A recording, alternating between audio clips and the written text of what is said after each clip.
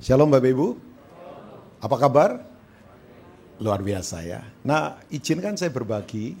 Ya, saya jujur kalau sharing di live house selalu merasa bahwa ini sebuah atmosfernya ya family environment buat saya ya. Ini suasana yang lingkungan keluarga buat saya. Jadi saya senang sekali ya untuk ada kembali di Live House Community Church. Nah, izinkan saya berbagi karena ini kita ada di ibadah Good Friday, tadi Pak Suranta sudah beritahu. Jadi izinkan saya berbagi ke arah sana ya Bapak Ibu ya. Nah, begini, satu kali ada seorang tour guide yang agak kontroversial sih pernyataannya. Jadi kita ada di Turki karena keliling ke Asia kecil. Nah, tiba-tiba dia bilang begini, karena banyak ibu-ibu kan pakai kalung salib. Ya, ada yang gede-gede lagi. Ya, jadi wah lihat banyak pakai kalung salib, tiba-tiba dia bilang begini nih. Aneh orang Kristen ya. Anehnya begini. Lambang di mana alat itu yang membunuh Tuhannya, kok dia pakai?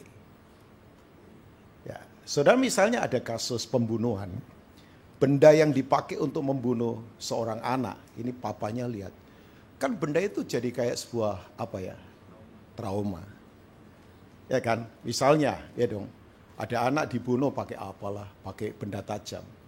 Itu begitu dikasih bukti, lihat bendanya itu kan kayak gimana begitu ya. Trauma lah pasti, marah juga. Tapi kemudian dia bilang, aneh orang Kristen. Benda yang dipakai, alat yang dipakai untuk membunuh Tuhan, kok dipakai. Nah, ya waktu dia bilang begitu, saya berpikir, tapi kan itu memang orang melihat hanya dari sisi aksesoris agamawi. Nah, kita tidak akan ada di sana. Sebab ini, zaman dulu Bapak Ibu, yang namanya orang disalib itu banyak banget. Jadi bukan soal salibnya ini. Bukan. Karena ribuan orang disalib di eranya Rome Empire. Kenapa? Sebab begini, orang di luar Romawi itu kalau dihukum sangat berat sekali, dia seorang penjahat, ya dia perampok, dia pembunuh. Itu hukuman paling beratnya disalib. Khusus untuk orang di luar Romawi.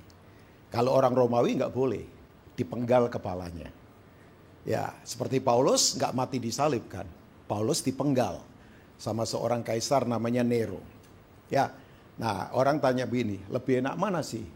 Mati dipenggal kepala atau mati disalib? Buat saya yang lebih enak hidup sih. Ya kan? Ya gitu kalau jawabannya orang kemudian ya dong. Karena dua-duanya berat, cuman mati dipenggal itu jauh lebih nggak tersiksa daripada disalib. Ya sekali penggal tas putus. Kecuali pesonya tumpul, nah itu berat. Cuman seperempat jadi ya begini-begini gitu ya. Orang Jerman ngomong ngepleh-ngepleh kan berat ya Bapak Ibu ya. Tapi disalib itu siksaan yang luar biasa. Ya, saudara tadi film Passion of Christ, ya saya lagi nunggu The Resurrection, tahun depan kayaknya akan keluar dari Mel Gibson juga. Ya, itu waktu Yesus disalib begitu, Bapak Ibu tahu ya, waktu dia kesakitan, kemudian tubuhnya melorot, Bapak Ibu bisa bayangkan nggak? Dia harus posisikan kembali untuk tidak melorot, karena kalau melorot berarti ketarik-tarik dagingnya, tangannya ketarik, ya kan? Tumpuannya cuma dipaku. Jadi kalau dia melorot, imagine, Bapak Ibu bisa bayangkan kayak apa sakitnya. Jadi dia harus gerakkan lagi tubuhnya ke atas supaya kemudian dia harus pada posisi di mana dia posisinya simetris gitu ya, supaya nggak melorot kesakitan. Nah, saya ingin mengajak kita, seorang rasul mengingatkan kita, namanya Paulus. Coba kita lihat 1 Korintus 1 ayat yang ke-18. Mungkin sampai ayat 24 dari firman Tuhan. Korintus ini jemaat yang mungkin kayak kekristenan sekarang, menilai semua sukses dari besar, menilai semua sukses dari pinter, menilai semua sukses dari koneksi hebat, menilai semua sukses dari modern bangunan yang ada. Sebab Korintus adalah port city yang melayani 2 pelabuhan besar, Asia dan Eropa. Filsuf banyak, ya orang-orangnya jago-jago kayak kita kan sering merasa pintar, merasa hebat, merasa kuat, merasa semua ya, bisa saja termasuk saya. Ya, kita kan, wah kayak kita ini kadang merasa rohani, merasa pinter, merasa hebat, merasa kuat. Makanya sekarang lagi digoncang nggak apa-apa. Saya malah seneng kok. Saya bilang ini belum seberapa. Ini kegoncangannya akan makin ngeri lagi. Nggak apa-apa lah buat dunia. Saudara tahu nggak ada satu nubuatan. Semua sandaran kita di luar Tuhan sekarang lagi dihancurkan sama Tuhan sendiri. Tuhan ini yang berperkara. Hebrew 12, saudara baca ayat 26. Jadi semua sandaran manusia yang di luar Tuhan sekarang lagi dihancurkan. Koneksikah, pejabatkah, uangkah, kekuasaan manusia, jabatan. Ini porak-porandakan semua. Ini baru awal ini. Ini baru beginning ini. Ini belum seberapa. Jadi saudara ayo kembali lagi kepada sandaran yang benar. Ya, makanya saya kalau dengar orang, wah saya kenal ini, saya kenal. Udahlah. Saudara, orang yang sudah kenal setianya mau sampai kapan sih? Kalau kepentingannya terganggu hilang juga lah. Ya kan? Cari orang tulus sekarang gak gampang Bapak Ibu. Wong pendeta yang tulus saja sulit sekarang. Ya, nah saya berharap Bapak Ibu mengerti ini, jadi gak apa-apa. Pak perang dagang, udah Donald Trump mau naikkan ratusan persen terserah. Wong 50% saja orang sulit dagang apalagi ratusan. Ya kan? Ini kan sekarang coba. Kasih kebanyakan orang sekarang luntur. Ya makanya Levos jangan begitu ya. Kok gak ada yang amin? Tetap memberi, katakan amin. Nah, setelah ini ya rajin memberi. Ciri orang ditebus Tuhan itu tidak pelit. Hah? Aduh aminnya lemes ini. Sorry, ciri orang ditebus Tuhan tidak pelit. Orang pelit itu kaya di tubuh, miskin di hati. Memang orang pelit itu susah. Dosanya saja tidak diserahkan ke Tuhan, apalagi duitnya. Ya, untuk diri sendiri kita berkelimpahan. Tapi untuk Tuhan, aduh ceret-ceret gitu, jangan.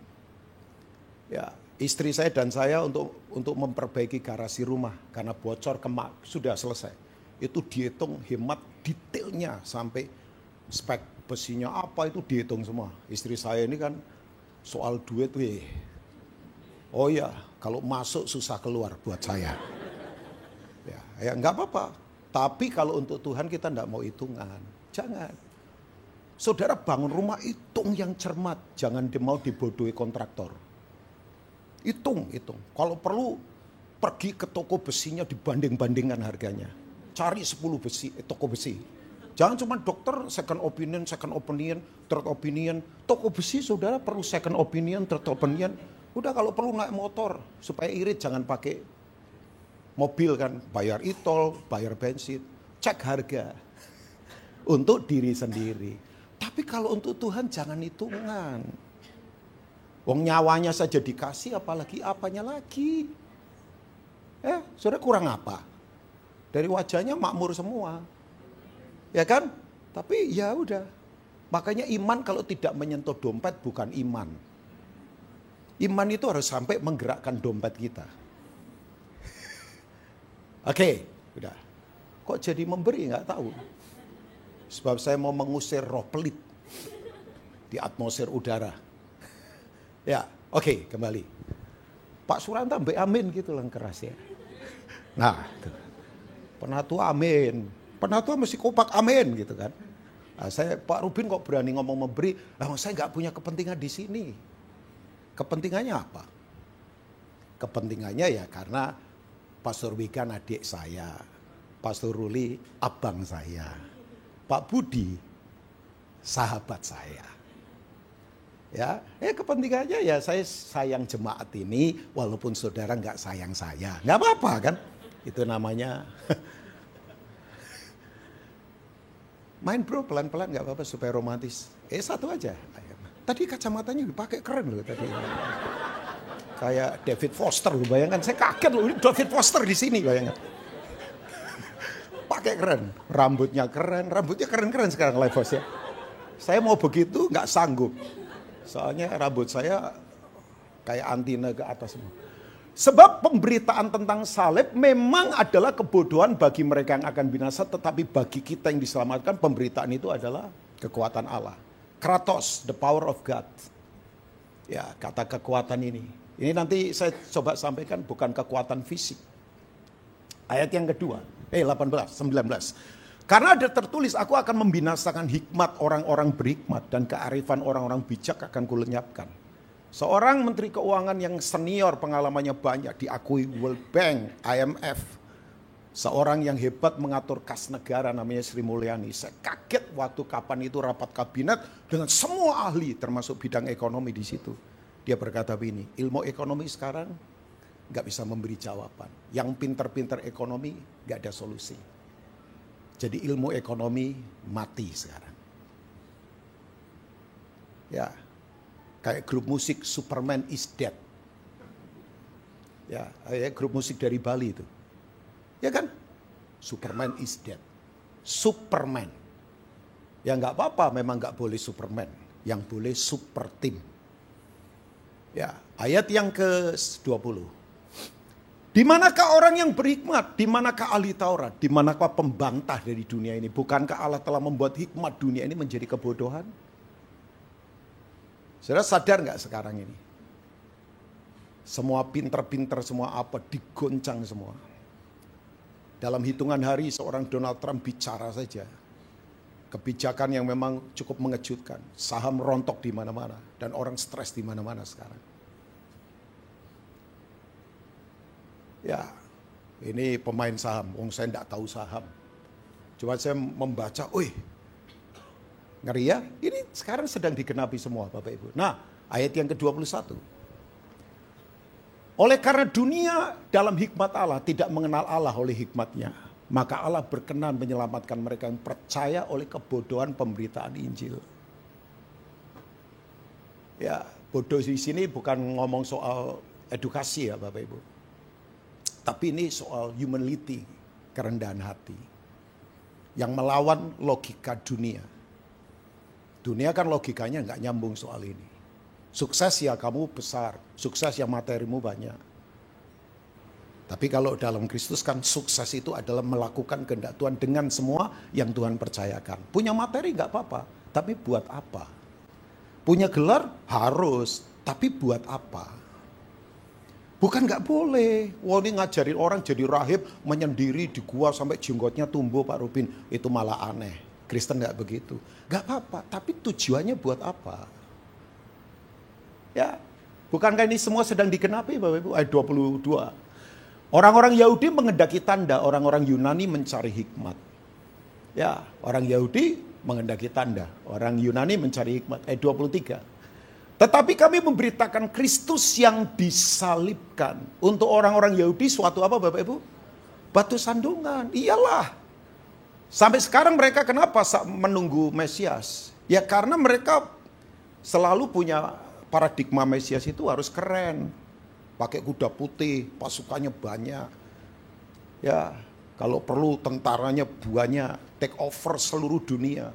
Duduk di tahta, di mana semua orang melihat dia. Jaya seperti eranya Daud dan Salomo secara fisik, lahiriah dan materi. Makanya Mesias menderita, Yesaya 53 itu.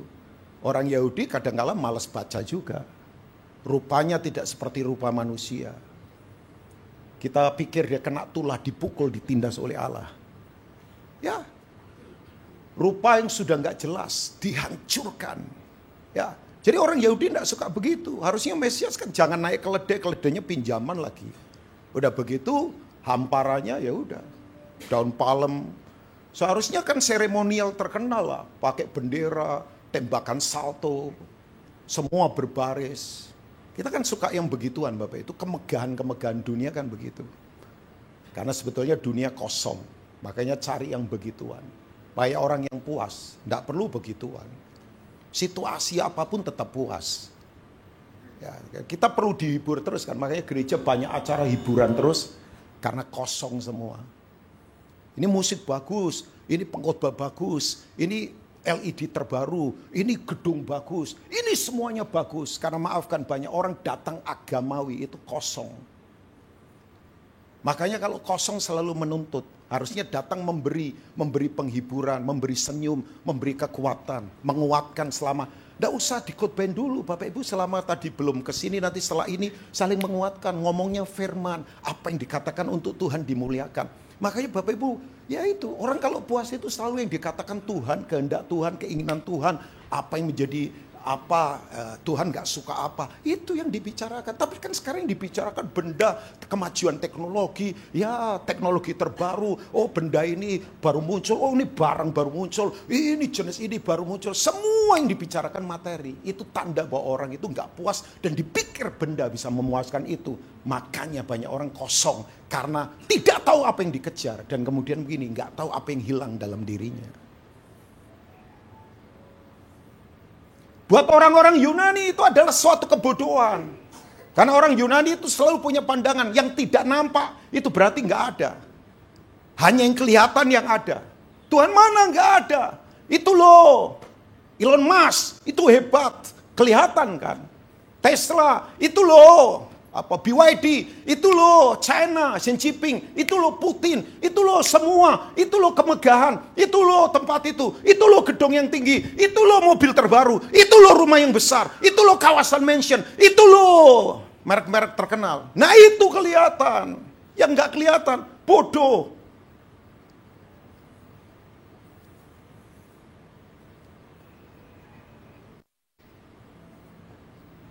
Ayat 24 dia berkata, tetapi untuk mereka yang dipanggil, saudara dipanggil? Karena saudara dipilih. Pilihan datang dulu atau panggilan dulu? Pilihan dulu. Saudara dipilih. Baik orang Yahudi maupun orang bukan Yahudi, Kristus adalah kekuatan Allah dan hikmat Allah. Nah, saya ingin menyampaikan beberapa hal ini, Bapak Ibu. Coba kembali ke ayat 18. Paulus berkata bahwa tentang berita, pemberitaan tentang salib. Bukan liturgi agama salib loh. Bukan aksesoris salib, tapi berita tentang salib. Salib Kristus ya. Karena kan ribuan orang banyak disalib. Jadi ini jelas. Ini Kristus yang disalib, bukan yang lain. Karena salib banyak Bapak Ibu zaman itu. Ribuan orang disalib. Saya ulangi lagi ya. Nah ternyata Bapak Ibu, bahwa berita salib itu adalah berita tentang hikmat dari Tuhan. Ya, apa itu hikmat? Kalau saya sarikan di dua kata adalah ini, akurasi surgawi. Hikmat itu ketajaman pikirannya Tuhan. Akurasi surgawi. Nah ini kalau sudah di ranah surga Bapak Ibu, udah susah. Dimainkan secara logika manusia dan manusia tidak mungkin menang. Amsal 3 berkata dasar bumi diletakkan adalah hikmat. Ya, bahasa aslinya hikmat adalah Sofia. Cara berpikir yang tajam seperti Tuhan punya cara berpikir. Nah, saudara kalau punya ini Bapak Ibu, beda hidup. Ya, orang tanya Pak, peperangan sekarang paling hebat adalah peperangan di pikiran. Ini sudah lewat ya. Begitu istri saya divonis sebulan yang lalu sakit. Memang dia kena CA, kanker. Jujur, Pak Budi WA saya dari Amerika. Saya nggak ngajari Bapak Iman loh. Saya bilang Pak ajari juga lah. Oh ya, saya kaget juga Bapak Ibu. Karena selama ini doa saya salah satu yang saya tengking adalah itu. Ini sudah lewat. Saya berani ngomong karena udah lewat. Udah selesai semua, tinggal ini treatment aja. Oh, terintimidasi Pak Ibu di sini. Saya lagi ada di Sulawesi. Di sebuah pelatihan pendeta-pendeta. Tapi saya sadar ya, dalam bulan ini bayangkan. Istrinya Pak Jonathan Patiasina kena juga. Baru operasi juga. Cuman stage-nya masih lebih kecil. Ya. Dan yang luar biasa, Lili kuatkan Kak Ina. Di tengah dia sendiri perlu dikuatkan. Dan thank you Ibu Ella. Ibu Ella kuatkan Lili juga. Di tengah beliau juga lagi mungkin treatment di Amerika. Ya, proses tiba-tiba. Saya baru pulang dari Jawa Tengah sehari. Karena tim misi saya yang disupport juga gereja Lifehouse namanya Pastor Otniel Lumowa. Pendarahan otak. pecah pembuluh darah. Ini stroke sudah ketiga atau keempat kalinya. Ya, saya langsung bergerak ke sana, kuatkan keluarga, konsolidasi. Saya bilang sama jaringan di Ungaran, jangan bawa pulang dulu ke Pati, tolong dulu di sini dirawat, sebab in case periksa-periksa harus cepat. Ini teman-teman tim saya semua. Wah, saya jujur Bapak Ibu, setan itu mengintimidasi di pikiran saya. Tuh lihat pelayanan misi kalian, tuh lihat apa, semua sakit sekarang, tuh lihat. Oh iya, saudara tahu memang betul kan, pertempuran luar biasa ada di sini ini. Ya, makanya saya harus katakan ini buat Bapak Ibu semua. Yuk, terus hiduplah sepikiran dengan pikiran Tuhan. Karena kita coba mau dipekap di sini. Nah, saya tidak akan kemana-mana. Hikmat itu ya selalu menyerang kedagingan. Yakobus 3 ayat 16 sampai ayat 15 sampai 17. Saya nanti baca saja. Hikmat ada 3 Bapak Ibu. Terserah Bapak Ibu mau pilih yang mana. 1 hikmat dunia. Hikmat dunia. Hikmat dunia berkata begini. Zaman sekarang zaman gila. Kalau nggak ikut-ikutan gila ya susah dapat untung. Tahu nggak sekarang Bapak Ibu? Sekarang etika itu sudah menjadi situasional etika. Jadi etika itu sekarang tergantung situasinya. Misalnya saya kasih contoh ya. Orang kalau di hutan ada 4 orang. Satunya cacat, maafkan. Ya kalau ada saudara bukan saudara. Maksudnya satunya ini cacat lemah. Gak ada makanan. Berhari-hari di hutan gak tahu jalan keluar. Ya kalau ya itu hikmat dunia. Ya potong temannya yang cacat itu. Dimakan. Supaya yang 3 ini bisa hidup. Loh iya, sekarang kan zaman dimana etika tergantung situasi. Kalau nggak kelihatan ya hajar saja. Kalau kelihatan ya jangan. Nggak tahu saudara rasakan itu nggak sekarang? Makanya sekarang kan orang udah protek semua sendiri-sendiri. Negara aja sekarang, saya dengar Donald Trump mau tutup 38 kedutaan. Ya kan, aneh kan? Ya nggak tahu, saya sih kagum sama dia dengan banyak hal seperti LGBT dilarang, doa ditegakkan. Sekarang antisemit yang ada di Harvard juga mulai diberesin. Ya memang rasis kan yang begituan, ya saudara ikutin berita. Tapi sekarang bayangkan, Kanada Amerika saja, udah hubungannya sudah tawar sekarang. Satu rumpun, cuman beda border namanya Niagara Falls, dari Toronto masuk Amerika ke Buffalo. Ya. Coba, semua proteksi dirinya sendiri, semua udah main aman semua. Pokoknya buat diri saya sendiri. Nah saya harap saudara lawan spirit ini. Ini di Matius 25 sudah dikatakan kasih kebanyakan orang akan menjadi apa? Dingin. Karena orang takut di pikiran. Takut nanti tidak bisa makan. Takut bagaimana ke depan. Padahal tidak perlu saudara. Itu kan sistem dunia. Sistem dunia itu takut. Sistem dunia itu khawatir. Sistem dunia itu mengejar keinginan. Kalau sistem dalam Tuhan kan enggak. Orang tanya kamu takut masa depanmu. Ya enggak lah takut apa. Kamu takut nanti gimana kebutuhan. Ya enggak lah takut apa. Puluhan tahun saya berjalan bersama Tuhan. Sampai hari ini Tuhan tetap. Yalah. Nah sepikiran dengan Tuhan itu hikmat. Hikmat itu selalu menyerang kedagingan. Hikmat yang kedua hikmat dari setan. Wah itu jelas janganlah. Karena hikmat dari setan pasti destruktif. Tidak pernah konstruktif. Makanya hikmat dari Tuhan itu selalu konstruktif. Tidak pernah destruktif. Tidak pernah merusak. Bayangkan tadi Pak Suranta. Bagus pewahyuannya.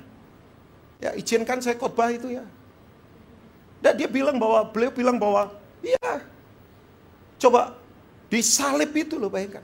Yesus itu dalam kondisi menderita. Ya, salah satu penjahat. Yang di kanan atau yang kiri yang selamat? Hah?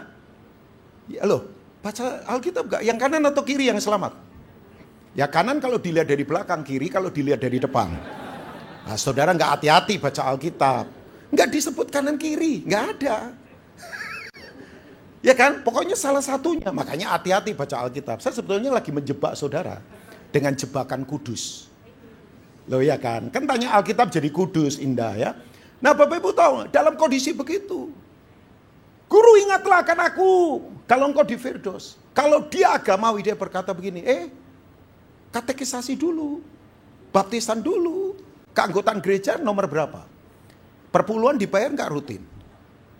Ya, coba bayangkan dalam kondisi dia sendiri menderita, hancur-hancuran semuanya, remuk semuanya. Dalam kondisi dia, dia mengalami tekanan begitu. Dia berkata begini, hari ini juga aku akan bersama-sama kamu. Kamu akan bersama aku di Firdaus.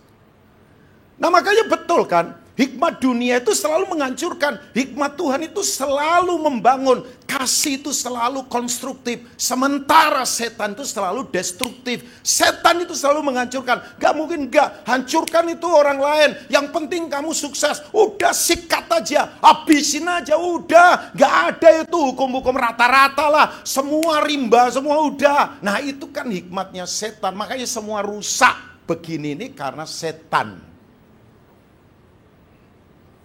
Orang berkata megatrust gempa, oh iya pasti terjadi. Wong dari Aceh sampai Jawa ke Maluku Utara, nyambung ke Sulawesi Tengah, ke arah Filipina retak semua kok. Dulu gempa vulkanik karena gunung terdorong mama. Sekarang gempa vulkanik salah satunya, mungkin saya bisa salah, sedot semua di bawah, gimana nggak retak, tinggal gerak megatrust.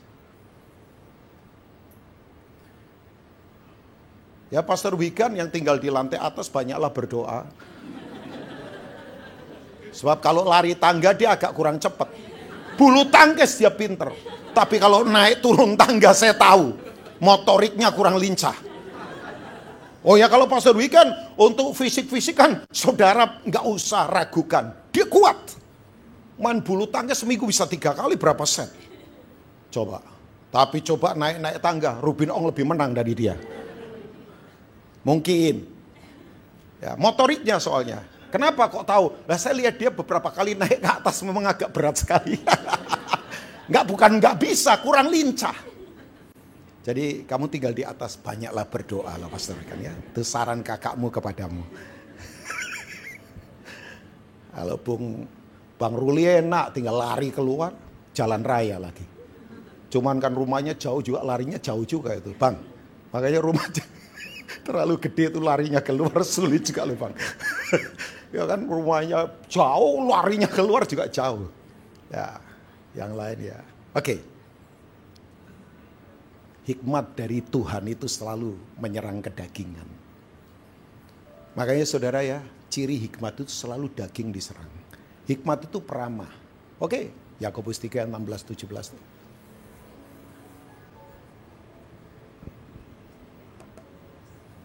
Salib itu hikmat. Yakobus 3, 16, 17. Nah ini kan, sebab di mana ada iri hati mementingkan diri sendiri, di situ akan ada apa? Kekacauan dan segala macam perbuatan jahat. Jadi saudara jangan ngeluh kalau situasi sulit sekarang. Kita ini kontributor semua untuk situasi begini. Iri terus, egois terus, narsis terus. Ya, makanya orang Korintus di-rebuke sama Paulus. Karena Korintus itu kota besar, hebat, filsuf banyak, pembicara keren-keren, tapi perpecahannya kuat karena sombong. Sombong itu selalu membuat perpecahan. Perpecahan selalu membuat setan menari di atasnya. Jadi saudara, kalau saudara mau lihat setan itu menari di keluarga kita, di perusahaan kita, ya pecahlah.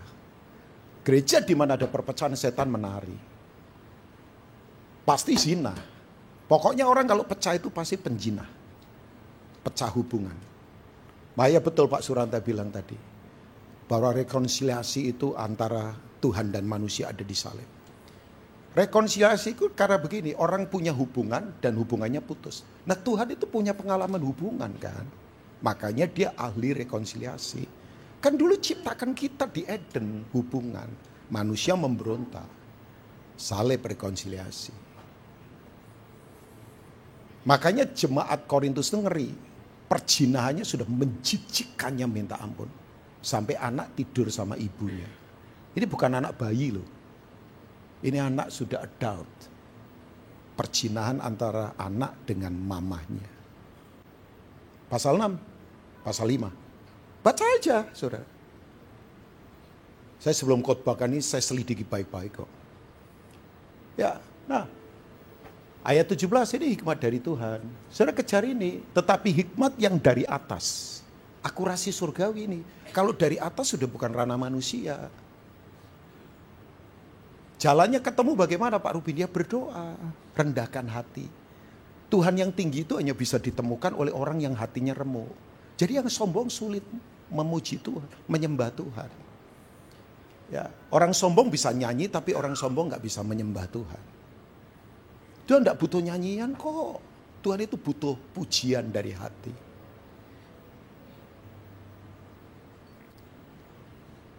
Loh ya, nyanyi dan menyembah beda Bapak Ibu. Ya, nah ini. Pertama-tama murni, tulus. Clean heart. Bukan unclean heart. Tahor. Tahir. Selanjutnya pendamai, peramah, penurut, penuh belas kasihan dan buah-buah yang baik, tidak memihak dan tidak munafik. Ini semua menyerang kedagingan, ramah. Genuine tapi ya nggak dibuat-buat. Pendamai, sukanya mendamaikan. Jangan datang ke sini membawa perpecahan loh. Jangan datang ke sini membawa keakuan. Orang yang penuh hikmat itu selalu datang dengan itu, hati mendamaikan. Pengennya orang itu hubungannya jadi beres. Pengennya orang itu jadi lebih hebat dari dia. Pengennya orang itu jadi pulih. Itu hati. Tapi itu kan menyerang kedagingan. Makanya hikmat Tuhan itu selalu tandanya menyerang aku, menyerang sombong, menyerang egois, menyerang manusia lahiriah kita. Jadi gak ada urusan dengan gelar tinggi. Makanya saudara kalau punya gelar tinggi sombong, itu berarti bukan hikmat Tuhan. Itu hikmat manusia. Kalau saudara punya gelar panjang tapi sombong, merasa diri hebat, ya termasuk pendeta. Yang lain salah, dia saja yang benar. Ya itu hikmat manusia. Itu bukan hikmat Tuhan. Bayangkan saudara diajar oleh pendeta ini, yang selalu ngajarnya hikmat manusia terus. Lah saudara tidak pernah berubah. Makanya otaknya pinter-pinter, hatinya tidak pernah diubahkan.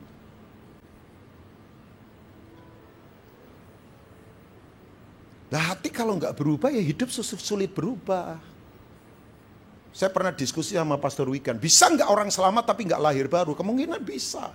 Karena selamat karena anugerah. Tapi lahir baru itu hidup ditaklukkan Roh Kudus. Contohnya Nikodemus. Jago ahli Taurat. Tahu nggak? Agama selalu ngomongnya kultus, agama ngomongnya idol, agama ngomongnya manifestasi mujizat. Tidak ada sepertimu guru karena kau pembuat mujizat. John chapter 3, saudara baca di sana. Yesus tidak mau membeli yang begitu. Kalau kamu tidak lahir dari air dan roh, kamu nggak bisa melihat kerajaan Allah. Kalau kamu tidak lahir baru, kamu tidak bisa masuk kerajaan Allah. How come? Bagaimana mungkin aku bisa lahir lagi? Karena aku sudah tua. Bayangkan orang ahli agama yang katanya selamat, tapi Yesus ngomong rohani, dia nyambungnya jasmani. Makanya orang kalau tidak lahir baru, sulit mentalnya. Gak pernah berubah. Nanti lama-lama tahu buahnya, hatinya keras, numpuk malah bahaya. Nyembah Tuhan tapi nipu juga. Haleluya terus tapi bohong juga. Itu ngeri Bapak Ibu. Makanya Bapak Ibu kalau punya hati deg-degan itu bagus. Baru mau salah saja sudah takut, pelihara itu. Itu artinya alarm yang kuat di hati. Jangan kita ini berdosa tapi sambil berdoa, berdosa tapi sambil menyembah Tuhan. Itu keras hati.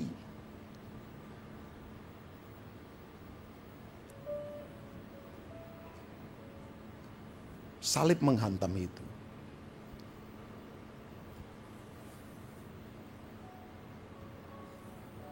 Saya berdoa Bapak Ibu hari ini ada kegelisahan kudus di hati kita. Karena ini situasinya aduh. Saya tuh takut pijakan gereja sekarang gak kuat kalau ada hantaman banyak yang murtad. Semalam macet saya dari Puri ke Sunter 3,5 jam. Dalam mobil teriakan cuman saya. Bukan saya ngomel macet. Saya nikmati saja. Tapi saya berkata, Tuhan aku gak mau cinta dunia. Tuhan aku gak mau cinta mamon. Tuhan aku gak mau cinta hal-hal lahiriah. Saya teriak-teriak di mobil cuman itu aja. Aku hanya mau sayang Tuhan.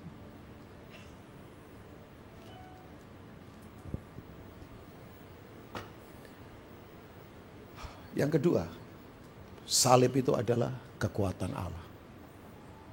Katakan kekuatan Allah. Kratos.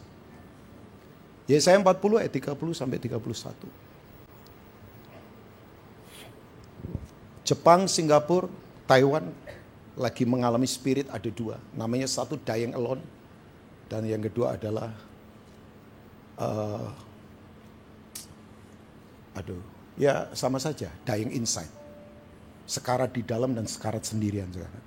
Di Jepang istilah kerennya hikikomori, roh keterasingan. Saya sudah lama sekali nggak ke Jepang. Terakhir ke Jepang sudah cukup lama. Dan waktu di Jepang kita banyak berdoa. Saya pokoknya belajar kalau diizinkan Tuhan pergi kemanapun, saya selalu berdoa. Dengan tim ambil waktu berdoa syafaat.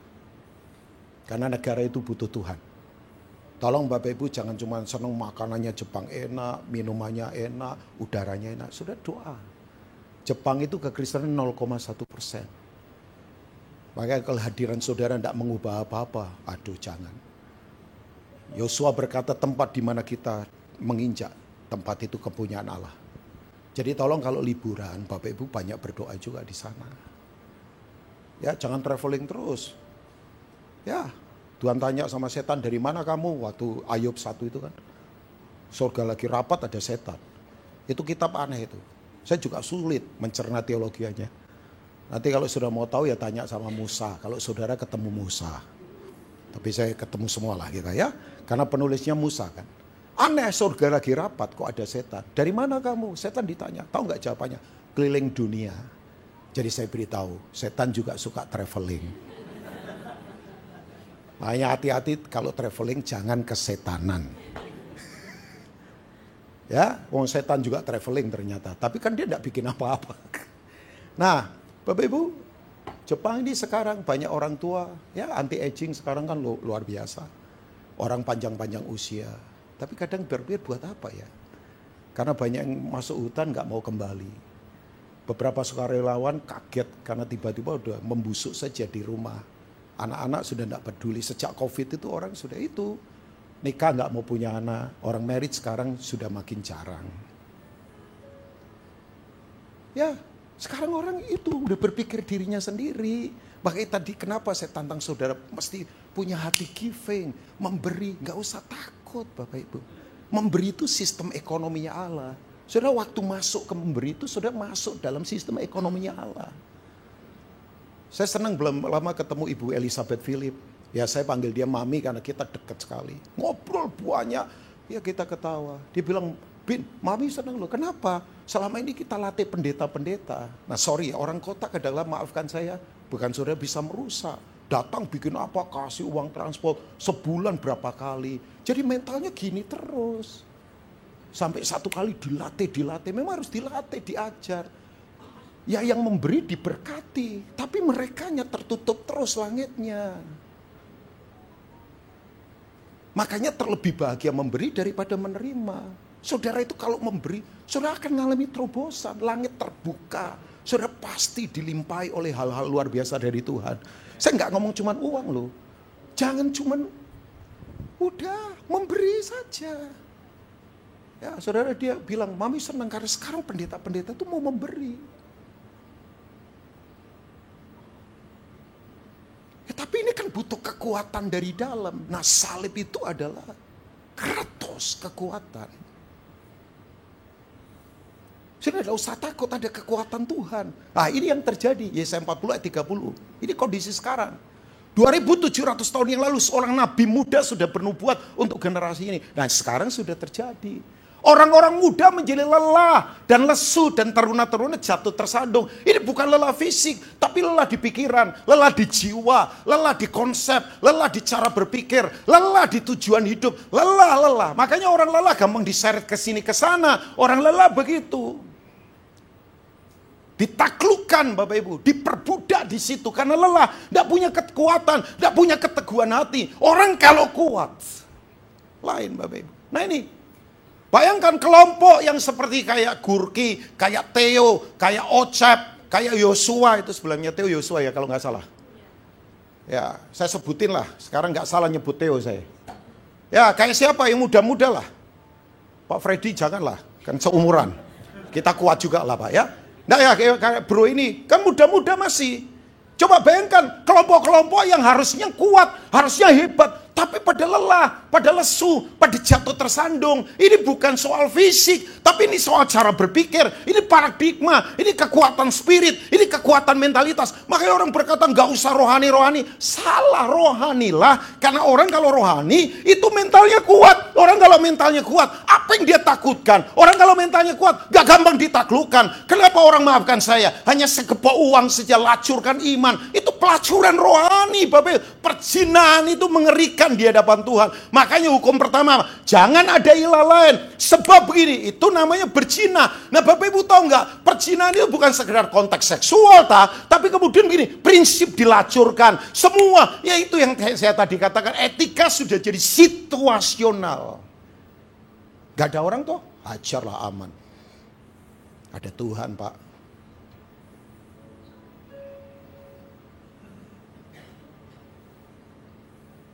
Maaf ya, kita ini mau diberkati, tapi prinsip nggak dibangun.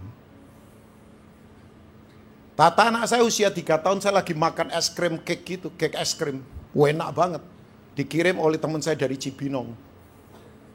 Enak memang, roomnya banyak. Saya kan jarang makan begituan. Saya makan, memang enak. Digigit langit terbuka, surga kelihatan, malaikat bernyanyi-nyanyi memuji Tuhan, haleluya 12 kali. Tata datang bawa itu, gelas. Pak bagi dong Pak. Usia 45 tahun lah. Tata agak gendut-gendut dulu. Lucu, saya kangen Tata begitu lagi sebenarnya. Dia sekarang kurus lagi. Ya saya bagi. Dia gak batuk pilek. Begitu saya mau tuang, saya kaget. Ada semut di gelasnya.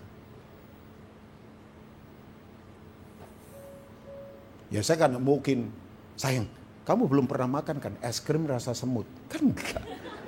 Oh dia anak saya kok. Saya tuang. Ya salah. Kan wastafel pendek. Kocakin pakai air. Saya suruh dia kerja supaya nggak malas. Ya begitu-begitu saya latih. Jangan mbak, apa-apa mbak. Mbak sarimi, mbak indomie, mbak mie, mbak teh, mbak. 50 tahun ya, mbak. Cuman suaranya lebih lain lagi. Ya, begitu dia cuci lap pakai tisu, dia datang. Saya tuang banyak. Waktu saya tuang, saya nangis. Saya nangis. Kenapa saya nangis? Tata itu suka bercanda, selengean kayak saya. Dia ngomong begini, ya papa ya ampun, baru es krim, belum warisan saja sudah nangis ya berkata. Bukan sayang, tadi Tuhan bicara di hati papa. Nah saya tularkan yang iman-iman begini. Saya doain orang belum hamil, tiba-tiba hamil. Saya tularkan supaya dia punya opposite story dari dunia ini. Tularkan anak-anak kita cerita berbeda dari dunia. Jangan ceritanya dunia terus, medsos terus. Ceritakan tentang cerita mujizat, karakter Kristus, pengorbanan, misi. Ceritakan. Sudah alami, ceritakan. Sayang tahu nggak? Tadi papa itu Tuhan impresi kuat di sini. Apa pap? Dia tanya.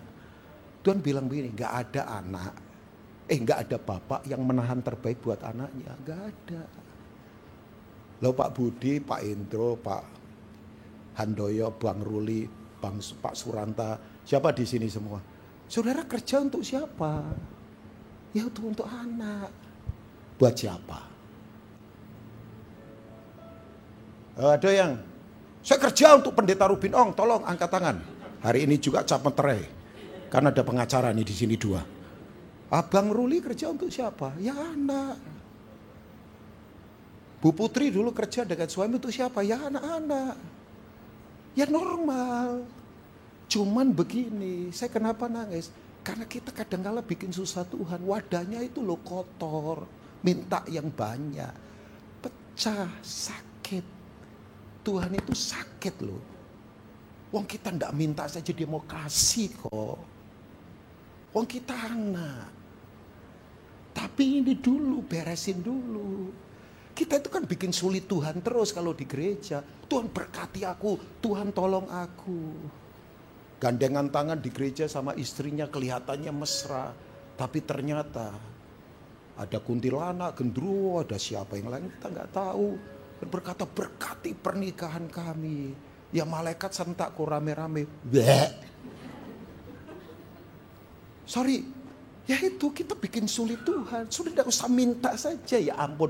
Bapak siapkan yang terbaik. Makanya tujuan penebusan salah satunya apa? Sebelum saya tutup di ayat 31, kita ke Galatia 4 ayat 5 ini. Sudah dikembalikan ke sini. Makanya mentalnya anak, jangan budak. Budak itu tidak pernah punya warisan. Nggak punya.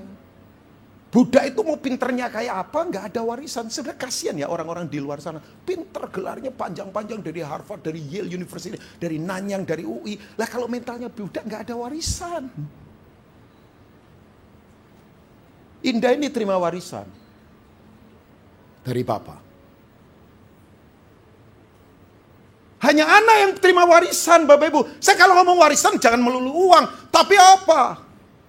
Kekuatan spiritual, kekuatan mental, karunia-karunia, ketajaman cara berpikir, strategi hebat, produktivitas, akselerasi, koneksivitas yang Tuhan bukakan, providence dari Tuhan. Baca Yesaya pasal 43, Tuhan lagi membuat jalan di padang gurun, Tuhan lagi membuat sungai di padang belantara, Tuhan lagi memancarkan air dari batu karang. Bayangkan, ada kecepatan, akselerasi, produktivitas, ada jalan baru, ada kesuburan, ada koneksitas, ada semua, ada providence. Saya percaya, nggak tahu Bapak Ibu, tapi tolong tangkap ini. Ini zaman di mana Bapak Ibu akan langsung mendapat pertolongan Tuhan, minum dari Tuhan, makan dari Tuhan, tanpa bantuan manusia.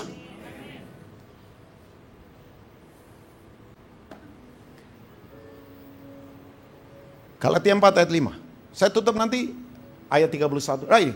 Baca yuk sama-sama, Levos Community Church 2-3. Ia diutus untuk menebus mereka yang takluk kepada hukum Taurat, supaya kita diterima apa? Yang jelas anak identitas, katakan identitas. Udah nggak usah krisis identitas. Identitas tidak perlu dibangun di atas hal-hal materi. Identitas kita hanya ada satu di dalam Kristus.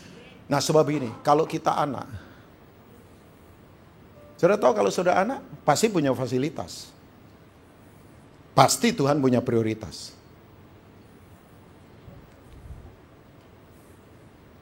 Sampai hari ini, kalau orang mendengar nama Bapak Yohanes Lemena,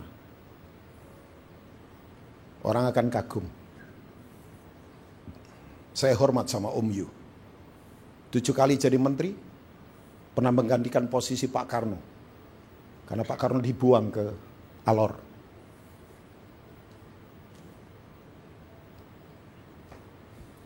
Saudara baca buku di bawah naungan bendera merah putih. Semua diplomat kita termasuk Om Yu. Jas saja pinjaman. Sepatu saja mungkin biasa. Terbang ke Den Haag untuk perundingan dengan pihak Belanda sekutu. Ini orang-orang Asia biasa, termasuk dari timur. Mereka punya pemikiran, orang kaget semua.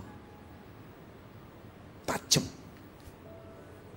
Sementara Belanda lecehkan Indonesia, dianggap orang-orang bodoh. Zaman-zaman itu, Bang, zaman itu, Bang. Tahun berapa, Bang? Di bawah naungan merah putih. Baca buku itu. Semua mulut terkatup. Konsep tentang Indonesia ini. Semua mereka yang bikin, Bapak. Ya sorry to say, Singapura itu kayak kota kecil, tangani gampang. Indonesia itu luasnya kayak apa, sukunya banyak. Sampai hari ini, kalau ada bangsa yang satu bahasa, satu bangsa. Sudah pikir biasa? Makanya sih, waduh orang sekarang kan, wah cacisus ngomong Inggris kayaknya bangganya minta ampun. Oke lah, jangan lupa bahasa Indonesia. Saya ngomong sama teman-teman di luar negeri, anakmu harus tetap ngomong Indonesia.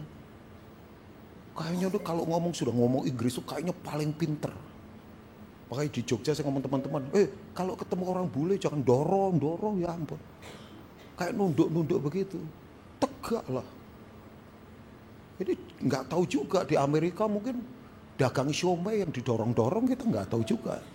Dagang apa gitu kan kita nggak tahu. Tapi itu, coba baca aja Bapak Ibu. Tapi Pak Karno ngomong gini, Yohanes Lemena pendeta pribadi saya. Anak. Saudara anak yang percaya katakan amin. Yang lagi mengandung ada? Kita doakan loh supaya banyak yang mengandung di sini, yang muda-muda, yang sudah married maksudnya. Saudara tahu nggak yang lagi mengandung? Pasti beli apa? Semua perlengkapan baby. Apa? Nanti agak besar disiapkan worker untuk latihan jalan. Setelah agak gede lagi, sepeda mini. Nanti disiapkan sepeda biasa, sepeda motor, nanti mobil. Kenapa? Fasilitas. Apa yang saudara takutkan kalau saudara anak? Makanya buang mental Buddha. Nah, saya tutup ayat 31 karena sebentar kita Holy Communion. Tetapi, katakan tetapi. Katakan tetapi. Tetapi. Enggak, maksudnya ini opposite word. Tetapi, yang tadi lelah lesu tersandung semua. Tetapi, orang-orang yang menanti-nantikan Tuhan mendapat kekuatan baru. Ini kratio, ada penambahan energi yang aneh yang datangnya dari Tuhan. Nah, itu ada di salib. Mereka seumpama Raja Wali yang naik terbang dengan apa Bapak Ibu? Kekuatan sayapnya, mereka berlari dan tidak menjadi lesu, mereka berjalan dan tidak menjadi apa? Coba, terbang, lari, berjalan. Tidak ada kata berhenti. Yang lagi terbang nikmati, yang lagi terbang jangan remehkan yang lagi jalan. Yang lagi lari silakan, tapi jangan kemudian lari dengan kekuatan sendiri. Yang lagi jalan nggak apa-apa, jangan iri sama yang lagi lari. Oh bisnya lagi lari, oh bisnya lagi terbang. Nggak usah iri, biar terbang, biar lari, biar jalan. Kalau perlu ngesot, tapi tidak boleh berhenti. Tidak ada kata berhenti dalam kekristenan. Jadi yang mau berhenti nih imannya, yang mau berhenti pelayanannya, yang mau berhenti karena situasi yang berat, yang mau berhenti untuk memberi, jangan. Tetap salib sumber kekuatan. Ya, selamat menikmati minggu-minggu yang luar biasa.